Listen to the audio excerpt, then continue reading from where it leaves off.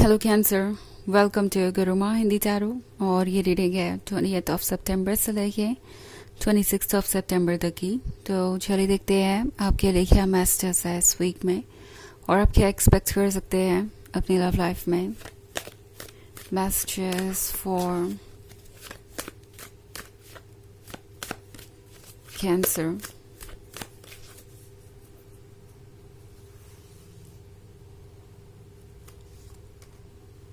The Emperor, Two of Wands, the Lovers, Knight of Wands, and Queen of Swords.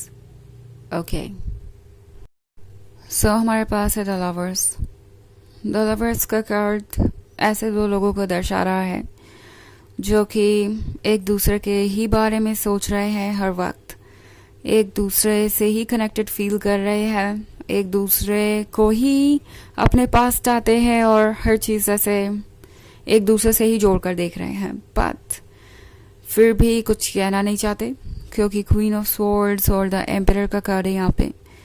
So probably आप एक ऐसे person से deal कर रहे हैं जो कि अपने इश्यूज को सॉल्व करके कोई रास्ता नहीं निकालना चाहता। द एम्परर है यहाँ पे, तो इस पर्सन के अंदर ईगो इश्यूज बहुत है। ओके, इन्हें नहीं लगता कि इन्हें किसी को अपनी फीलिंग्स बतानी चाहिए, और अगर उनके अंदर फीलिंग्स है भी तो वो उसे कंट्रोल कर सकते हैं। वो उनके ईगो से ज़्यादा इम्पोर्टेंट नहीं है और लव वेट कर सकता है, लव कोई प्रायोरिटी नहीं है। So I think knight of wands के साथ ये पर्सन उन लोगों में से है जो वैलिडेशन कहीं और से पाने की कोशिश कर रहा है। मे बी आजकल आप इन्हें देख रहे हैं कि ये काफ़ी ज़्यादा फ्लर्ट कर रहे हैं दूसरों के साथ, या बहुत ज़्यादा फ्रेंडशिप इनकी बढ़ गई है दूसरों के साथ। आपको ऐसा लग सकता है जैसे कि ये पर्सन आपकी परवाह नहीं करता और ये मूव ऑन करना चाहते हैं। ये पर्सन नाइट ऑफ वॉन्ड्स है। ओके, इन्हें पता है कि शब्दों को कैसे यूज़ करना है। एक चार्मिंग पर्सनैलिटी है इनकी, और इस पर्सनैलिटी के चार्मिंग होने के कारण ही इन्हें बहुत सारा अटेंशन भी मिल जाता है।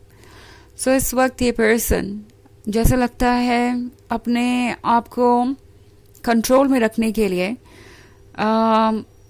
एक तरीके से दूसरों के वैलिडेशन पे डिपेंडेंट है। यानी अगर वो दूसरों से फ्लर्ट करेंगे, दूसरों का अटेंशन उन्हें मिलता रहेगा, तो शायद वो आपके बारे में कम सोचेंगे, शायद वो अपने ईगो को बचा सकेंगे, आपसे दूर रह पाएंगे। और ये बात इस पर्सन को जैसे लगता है कि स्ट्रेंथ दे रही है कि वो मूव ऑन कर सकते हैं। उन्हें पसंद करने वाले बहुत लोग हैं, उन्हें आपके बारे में सोचने की ज़रूरत नहीं है हर वक्त। और दूसरी तरफ इन्हें लगता है कि अगर वो अपनी फीलिंग्स आपके सामने जाहिर करते हैं तो एक तरीके से वो वीक नज़र आएंगे। ऐसा लगने लगेगा आपको कि आप जैसे उन्हें कंट्रोल कर सकते हैं क्योंकि वो इमोशनली आपसे कनेक्टेड है। सो ये एक टॉक्सिक आइडिया है इनका जो इन्होंने कहीं से लर्न किया है। ओके, और द एम्परर को लगता है कि ईगो सबसे इम्पॉर्टेंट होना चाहिए, उन्हें सिर्फ और सिर्फ अपने ईगो की ही सुननी चाहिए। तो इसलिए ये पर्सन इस वक्त आगे बढ़ना नहीं चाहता, और यही बात आपको थोड़ा परेशान कर सकती है, अनॉय कर सकती है, क्योंकि मैं देख रही हूँ कि आप क्वीन ऑफ स्वॉर्ड्स वाली एनर्जी में हैं। आप अपसेट हैं कि उन्होंने एक तो आपका दिल तोड़ा और अब कोई कोशिश भी नहीं कर रहे अपनी गलतियों को ठीक करने की, अपनी गलतियों का एहसास भी नहीं है इन्हें। और आप ऐसा क्या करें कि ये पर्सन नोटिस करे कि आपने इतना कुछ किया है। आपको कुछ भी करने की ज़रूरत नहीं है। क्वीन ऑफ स्वॉर्ड्स आपसे कह रही है कि आप अपने प्रिंसिपल्स और मोरल्स को कॉम्प्रोमाइज़ ना करें किसी के लिए भी। ओके, और डेफिनेटली ये पर्सन जानता है कि आप कितने डेडिकेटेड हैं। ऐसा नहीं है कि उन्हें नहीं पता कि आपने कितना एफर्ट किया है। आपने वाकई में एफर्ट किया है, क्योंकि टू ऑफ वॉन्ड्स के साथ जो कुछ भी आप चाहते थे वो आपको मिल रहा है रिवॉर्ड के तौर पे। एंड आपने जो कुछ भी किया है उसका रिवॉर्ड आपको ज़रूर मिलेगा। बट जहाँ तक बात है इस पर्सन की, शायद ये आपके रिवॉर्ड को देने के लायक ही नहीं है, इनकी इतनी कैपेसिटी है ही नहीं। सो जो भी आपने एफर्ट्स किए हैं वो बेकार नहीं गए। उन एफर्ट्स को यूनिवर्स ने देखा है और आपका एफर्ट आपके बारे में दर्शाता है। सो आप जो डिज़र्व करते हैं वो जल्दी ही आप अट्रैक्ट कर पाएंगे। इनफैक्ट अगर आपको ये रिलेशनशिप चाहिए तो ये रिलेशनशिप भी आप अट्रैक्ट कर पाएंगे। ओके, ये पर्सन आपसे ज़्यादा दिन दूर नहीं रह सकता है। द एम्परर चाहे जितना भी कोशिश कर ले स्ट्रांग रहने की, सच तो ये है कि इस पर्सन को जो लव चाहिए वो आप ही ऑफर कर सकते हैं।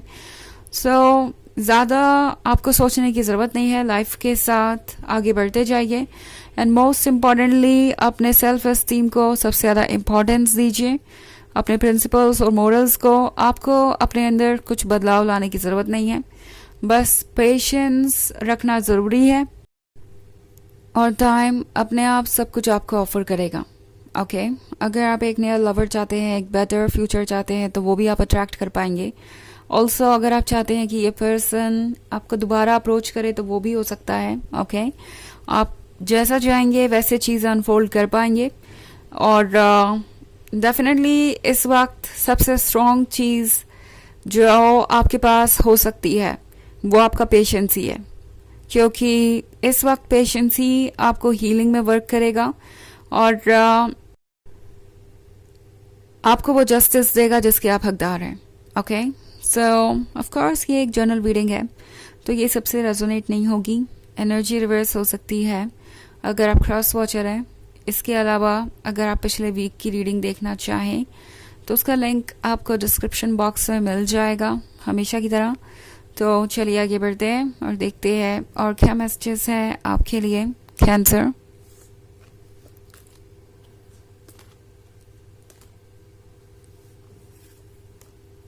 Ten of Wands, Three of Wands, Four of Swords, and Queen of Cups. Okay. So हमारे पास है Ten of Wands. Ten of Wands के यहाँ होने का मतलब है कि जैसे ये रिलेशनशिप ऑलरेडी आप पे एक बर्डन बन चुका है, आपको ऐसा महसूस हो रहा है, आप ये फील कर रहे हो सकते हैं जैसे कि आप इसमें सिक्योर नहीं हैं, ये आपको कमिटमेंट नहीं दे रहे या अपनी फीलिंग्स को कन्फेस भी नहीं करते आपके सामने, या बाउंड्रीज़ की रिस्पेक्ट नहीं कर रहे, क्योंकि जैसा कि मैंने कहा इन्हें दूसरों का वैलिडेशन काफ़ी अच्छा लगता है और इस वजह से हो सकता है आपको कभी इग्नोर्ड फील हुआ हो, आपको ऐसा लगे कि ये पर्सन दूसरों के वैलिडेशन के लिए कभी कभी आपको भी इग्नोर कर सकता है, आपकी फीलिंग्स की परवाह नहीं करता। तो अगर ऐसा है तो टैरो आपसे कह रहा है कि खुद को किसी भी ऐसी सिचुएशन से दूर करने से घबराइए मत जो आपको किसी तरीके की टॉक्सिसिटी से बांधे हुए हैं, क्योंकि अगर आप ये थ्री ऑफ वॉन्ड्स देखें तो आपने इस पर काफ़ी वर्क किया है। ये थ्री ऑफ वॉन्ड्स वक्त के साथ काफ़ी ग्रो कर गए हैं, ये आपके रिलेशनशिप को दर्शाते हैं और अब आपको ऐसा महसूस हो रहा है जैसे कि इससे सेपरेट करना खुद को बहुत पेनफुल होगा, क्योंकि ये आपसे जुड़ा हुआ है। But then at the same time four of swords के साथ शायद टैरो आपसे कह रहा है क्या इस रिलेशनशिप में रह के आपको ऐसा महसूस हो रहा है कि आप यही बिलोंग करते हैं, क्या वाकई में इस रिलेशनशिप में रहकर आपका अकेलापन खत्म हो गया, क्योंकि इस वक्त आप अकेला महसूस कर रहे हो सकते हैं रिलेशनशिप में रहने के बाद भी। सो टैरो आपसे पूछ रहा है कि क्या आप इस टॉक्सिसिटी से दूर जाके कुछ लूज करेंगे, क्योंकि आपके पास लूज करने को शायद कुछ है ही नहीं।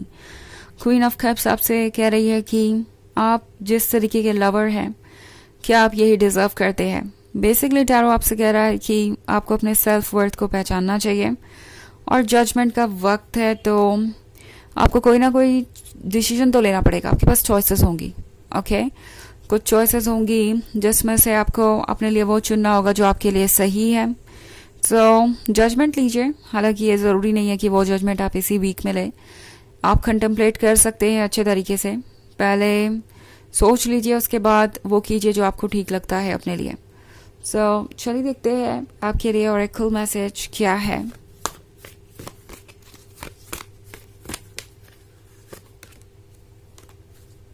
Master Buddha, increased awareness, deep connection, trust your inner voice।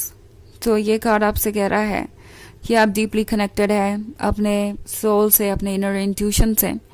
अपने इनर वॉइस को सुनिए, क्योंकि ये वॉइस ही आपको वहाँ तक ले जाएगी जहाँ पे आपको होना चाहिए। ओके ट्रुथ को इग्नोर मत कीजिए। अगर आपको लगता है कि कोई आपको ऐसा ट्रीट कर रहा है जैसा कि आप नहीं होना चाहते, या जिसमें कि आपको लग रहा है कि आपकी रिस्पेक्ट नहीं हो रही, तो इस सिचुएशन से खुद को दूर करिए और ज़्यादा सोचिए मत और किसी चीज़ के बारे में. ओके, सो ये है रीडिंग इस वीक की. आई होप आपको अच्छी लगी होगी. Thanks for watching. Till next video. Bye.